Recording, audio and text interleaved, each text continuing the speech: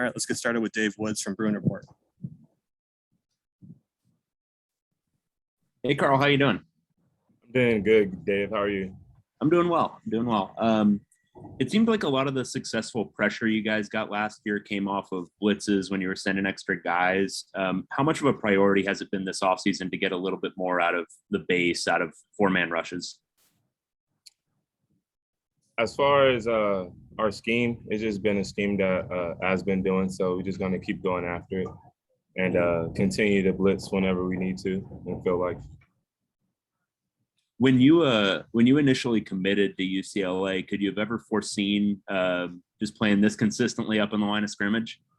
No, I haven't. But you know, it's a switch. As always told us to be mindful and be able to switch whenever you need to. So I just been getting tools and I've been rocking with it. How much of a priority was it for you this offseason to just continue adding kind of weight and strength? And what were your goals and where are you at right now?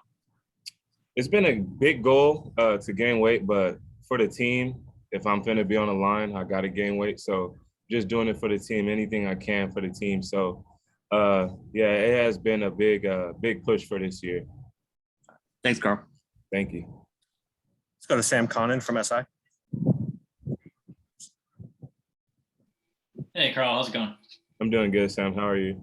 I'm doing well, thanks. So between you moving around from some safety, a linebacker to up on the line, and Bo going up on the line with you now this camp, and someone like Jordan Denmark-Heath, who also has safety linebacker experience, what does it say about your defense that you have so many guys in that front seven secondary area that are so dynamic and can play so many positions? That's a good question. For us, being able to be versatile has been a big factor for our defense. So as many as people can be versatile, it just helps the team. And with COVID, you know, you don't know when somebody's going to go down. So it's best to have a lot of people that can do a lot of different things. Awesome. Thanks. Thank you. Let's go to Haley Sawyer from SoCal News Group. Hello. Just what's the biggest change you've undergone either as a person or as a player since you've moved to linebacker? As a player, it's definitely been the versatility. I've been learning new tools from Coach Kafusi, even though Tito's been teaching me a lot of different tools out on the D-line. So as a player, I feel like I've been growing. And then for myself, it just really taking the time to know what I'm doing, knowing my body. And that's really been a big thing this year. To Nina Wynn from LA Times. Hi, Carl. Good to see you. Good to see you too. So you mentioned putting on weight. How much did you put on? A good amount to be able to do my job. So that's all I can say. What was your method in doing that? Did you have like 3 protein shakes a day? Were you just pounding meat and potatoes all day? How did you go about doing that? Definitely protein. Been doing a lot of drinking shakes, making milkshakes, anything I possibly can to gain weight. So that's been a big thing for this off season. How did you put on that weight, but also kind of stay fast and athletic to be able to play all of these different positions that you're kind of tasked to do? Coach KB, our new strength coach, he just been having us get after it no matter what. So that's been a big key factor of just keep going, even if you gaining weight. Just I'm gonna lose the weight that I gained, and I just got to put it back into my body. So that's really been big. On another note, for the defense, how much does the way last year ended stick with you guys? Those last 2 games were just kind of heartbreaking losses. So how much do you still think about that, and how does it motivate you going into this season? We definitely keep it in the back of our head, but for the most part, we just been thinking about the next day, stacking good days on good days, having good practices, and just building that all together. We can't dwell on the past, even though we can always have that as a reminder. Thanks. Rick Kimbrell from Bruin Blitz. Hey, Carl. How's You it going, guys, Rick? it's going good, Carl. Thank you. You guys were 30th in the nation against the run last year. Pretty impressive when you consider, how you were the year before. but you were still 114th in the nation against the pass. What do you guys have to do to improve that? That when you lose 15 points, 4 games by a total of 15 points, a play here or a play there, it could be the difference between winning and losing. How do you close that gap? Come in here every day, practicing as hard as we can. That's literally been our motto. Mudita when we make a play, just not stopping, even if a pass does get caught. I mean, we look at the stuff of last year and we see it. We know we got to fix, and so that's what we plan on doing this year. How close do you feel that the defense is to getting to that point? I feel the defense is good as long as the offense too. I mean, all around, I feel like we are in a good spot this year. Definitely, we got some ball hawks on both sides of the ball, and we just ready to play. And speaking of offense, and from your defensive perspective, how are the quarterbacks doing? Quarterbacks are doing well, each and every one of them. So we just ready to bow up and strap up. And the running backs? Zach is great. Charbonnet is a wonderful back. We got Britton Brown. Britton Brown's doing what he's doing, just like y'all seen last year. Keegan, same thing. And we got some new guys too. So all of them are ready to bow up. Outstanding. Thank you for your time and best of luck to you in 2021, buddy. Thank you. Thank you so much. You guys have a great day. All right. Thanks, Carl.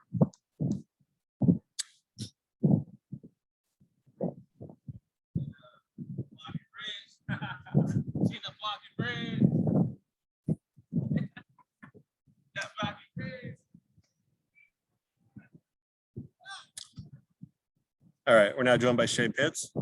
Again, if you have any questions for Shea, please hit that raise hand button. I'll get started with Dave Woods. Hey Shea, how you doing, man?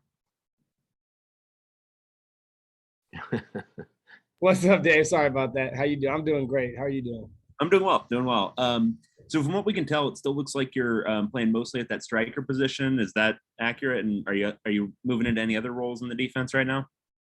Yeah, I don't really have a specific role. I'm just kind of playing anywhere, honestly. Anywhere I can plug and play and help this team win. That's pretty much what I'm doing. Just anywhere I can make plays for my team.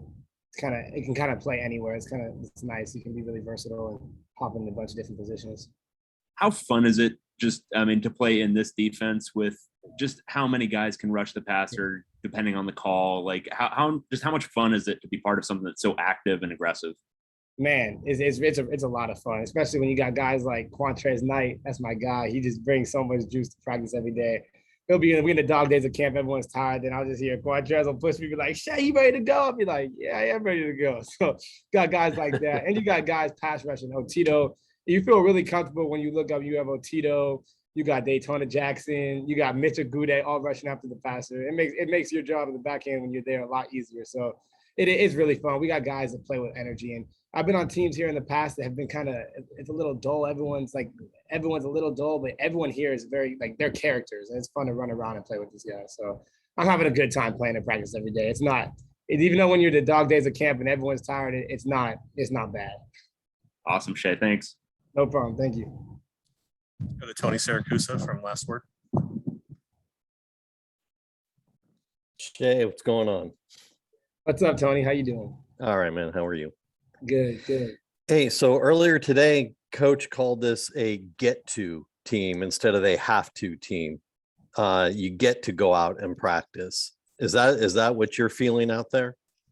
Yeah, no, that's pretty much it. Like, you just gotta take this. You can't take this for granted. Like, it's going into my fifth year here, and just every single day, like, you gotta really take it for granted. You can't take it for granted because we had this COVID situation last year, and we're all at home, not being able to know when we're gonna play football next. So being able to come out here and be healthy and run around and fly around every day is really a blessing. And when you think about it in that aspect, it's not like I said, these practices are getting long, they're getting hard, but they go by quicker and they're more fun. Just everyone's bringing juice, everyone's bringing energy. And I think Coach Belton, he's helping establish that a lot because he's out here yelling at us before practice. I've seen Coach Belton do a backflip before practice. So when your strength coach doing a backflip before practice, that makes you pretty excited to be able to go and get out there. So I think this team they're very excited with the opportunity that we have, and they're just out here flying around every day. And it's definitely a get to, not a have to. And I wouldn't just say that to say that. Like I would let you know if I was not having a good time, but it's definitely a get to right now. I don't come into practice dull at all. I come out here like, wow, it's a blessing. We're in Westwood. Can't get better than this. Yeah, I know you would come straight about that if that were incorrect. Yeah. All right. So listen, we've spent the whole spring, the summer, into fall camp hearing all about player led, not coach fed, the players leading the team. What about you, the individual? You, Shea Pitts, who is one of the most veteran players on this squad. What are you bringing to the leadership role of this team?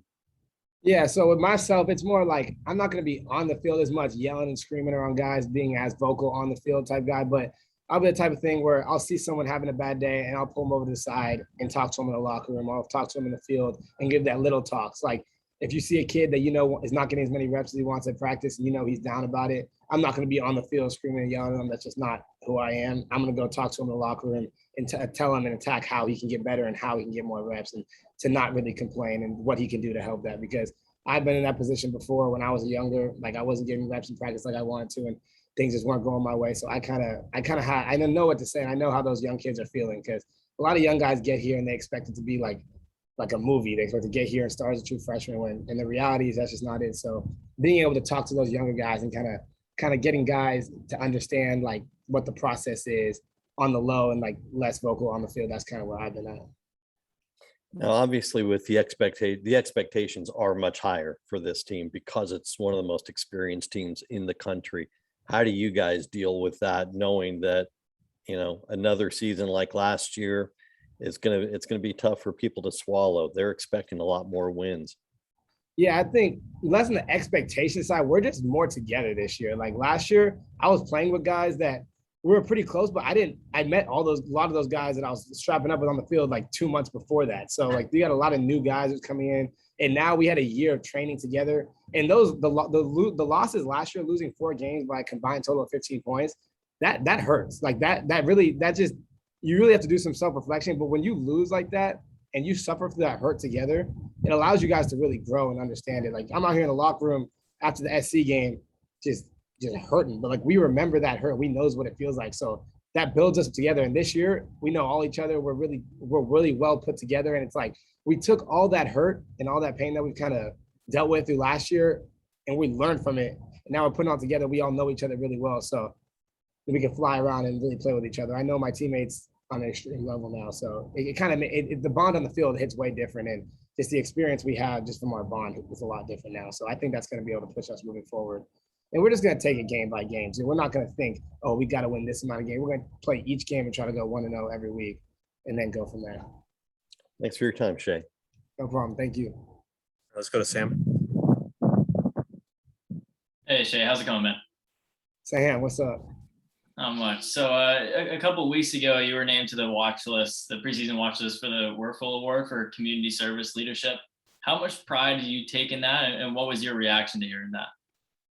Yeah, I take a lot of pride in that, because I just want to be seen as someone more than a football player. That's my biggest thing. Like I know a lot of people get stereotyped of doing certain things as a football player, and I just want to branch and show that like I can be more than that, and I mean more to people, and I mean more than just someone you can watch on TV. So I take pride in that a lot. I've always been involved with community service stuff. It's been something I love doing. So just to be able to get that recognition, it's nice recognition, but it's just something I just like to do naturally. I never expected any of that to get recognized for any of that. So it's nice when people say something about it, but I just feel like that's something I feel obligated to do, and just be able to help people in the community, because at UCLA, you kind of have a platform around a lot of places. I know growing up as a kid, I looked up to a lot of UCLA football players. So to be able to outreach to the community and really help people any way I can, that's just something I'm really blessed to be able to do.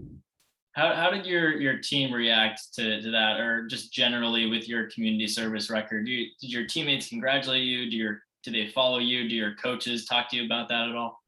Yeah, the coaches would say good job. Everyone's a congratulations, and just like, yeah, my teammates would gas me up. There's some good people on this team. They would just hit me, some dudes, they would just jump me, like not jump me, just jump on me, start hugging me, and I felt the love a little bit. So it was good stuff. Awesome, thanks, Jeff. No problem. Thank you. Let's go to Haley. Hello. Just what sort of discussions and maybe learning situations happen on the sidelines between you and some of the younger players on defense?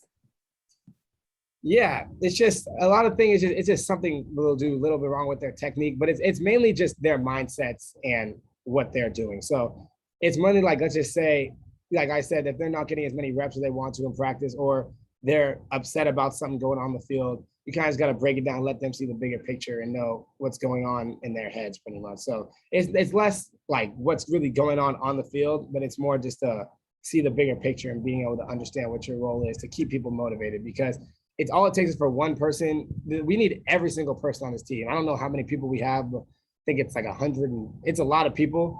And it doesn't matter if someone's a scout team player, someone's a full-time starter. We got to everyone know that we need every single person to make this operation work. So that's the type of conversations I'll be having with people on the field. And when I see people down the sidelines, it'll be just a subtle talk, and I'll really try to emphasize that. Tukni? Hi, Shea, good to see you. What's up? How you doing? Good. So you mentioned kind of being here for a long time. You're one of the few guys who was here from the previous coaching staff. So what's it been like going through that change and seeing the steady progression of this program under Coach Kelly, and kind of on the precipice of what you guys hope is a really big year for you guys, a breakout year under this new coaching staff? Yeah, I think kind of what we're doing, it's just building and building and building. Like Coach made the references. There was a apartment building being built outside of Wasserman. I don't know what it's called, but it's down the street from here. And when I came here as a freshman, it was really nothing there. And then each year it built more, built more, built more. And now it's a full building. So I kind of think about that as a reference to our team. Each year we kind of been building, building, building. And I felt like each year has gotten a little bit better, a little bit better, a little bit better. And this year we're all veterans now. Talk to Q Lake, Mo Austin about it all the time. Like, we don't want to look back on our UCLA legacy and be like, wow, like we didn't win anything for 5 years we're here. So we kind of talk to each other like, this is gonna be something we're gonna remember for a long time. And let's remember as a good way, because we don't want to go through everything and just look back and not having been successful about it. So we kind of just been building each year. And it could be looked at as a breakout year, but we just know we got to handle it each game at a time. We don't try to look at the year. We try to look at it as in what we're doing now. So it starts with, in order to have a good week one, we got to have a good practice tomorrow. We got to have a good practice the next day. So kind of building it steady and not looking at having the big picture in mind, but just taking it day by day and building on top of that.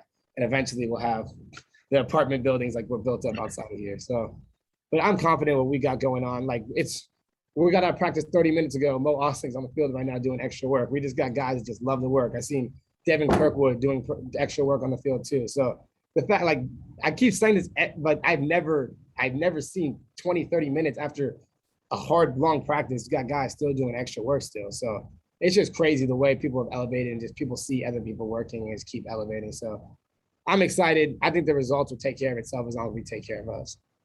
Thanks. Yeah. Tony, did you have another one? Hey, I want to piggyback on something Sam was talking about with the award nomination and things like that. And social media. You ever follow your biggest supporter on social media? Your mother? Hey, she's a successful agent, right? I mean, she's at IMG and she's got all these contacts and connects, and she is forever putting up stuff about you on the honor roll and your awards. Is she putting you up for some NIL opportunities or anything like that? Yeah, I haven't talked to my mom about that. I kind of just try not to look at her tweets because she posts so much. But yeah, I haven't talked to her anything about that. I talk to her about how my day's going and how's practice going, but I don't talk to her about anything really outside of that. Because pretty much every day it's the Shea Pitts show on her social media feeds. I gotta love her support. I'm glad. I might tell her to calm down a little bit, but I gotta love the support. I'm thankful for that. All right, man. Yeah. All right, we'll wrap it up there. Thanks for your time, Shea. I appreciate you guys. Thank you. Have a good one.